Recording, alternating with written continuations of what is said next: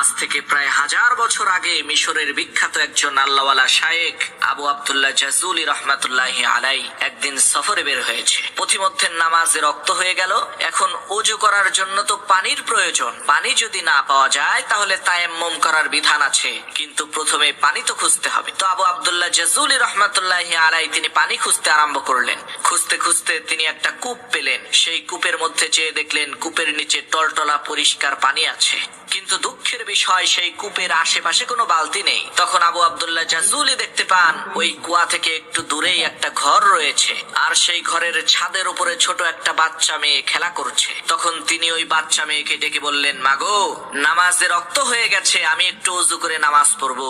এই কুয়ার আশেপাশে কোনো বালতি দেখতে পাচ্ছি না, তোমাদের ঘরে কি কোনো বালতি আছে নাকি? আমাকে একটু দাও, আমি কুয়া থেকে পানি উঠিয়ে ওযু করব।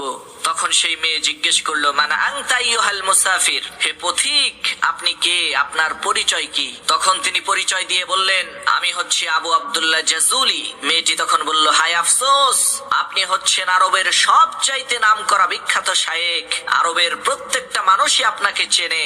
আপনি এত প্রসিদ্ধ নামকরা একজন আলেম হয়েও কূপ থেকে পানি উঠানোর জন্য বালতি তালাশ করছেন, এটা তো খুবই আশ্চর্য বিষয়। মেয়েটির এই কথা শুনে আবু আব্দুল্লাহ জাযুলি খুবই অবাক হয়ে মেয়েটিকে বললেন, না, বালতি ছাড়া কূপ থেকে পানি উঠাবো কি করে, তুমি বলো তো দেখি।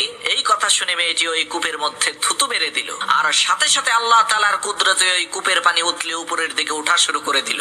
মেয়েটির এই কেরামতি দেখে আবু আব্দুল্লাহ জাযুলি তাকে প্রশ্ন করলো, মাগো, তুমি কি এমন কাজ করেছো, কি এমন আমল তোমার আছে যার কারণে এত বড় কেরামতি তুমি দেখাইতে পারলা? তখন সেই মেয়েটি বলল, হুজুর, আমি মাঠে বকরি চড়াই, আর আমার বকরিগুলো যতক্ষণ পর্যন্ত মাঠে ঘাস খেতে থাকে ততক্ষণ পর্যন্ত আমি আল্লাহর শ্রেষ্ঠ পয়গম্বর বিশ্বনবী মুহাম্মদুর রাসূলুল্লাহ সাল্লাল্লাহু আলাইহি ওয়াসাল্লামের উপরে দরুদ পড়তে থাকি।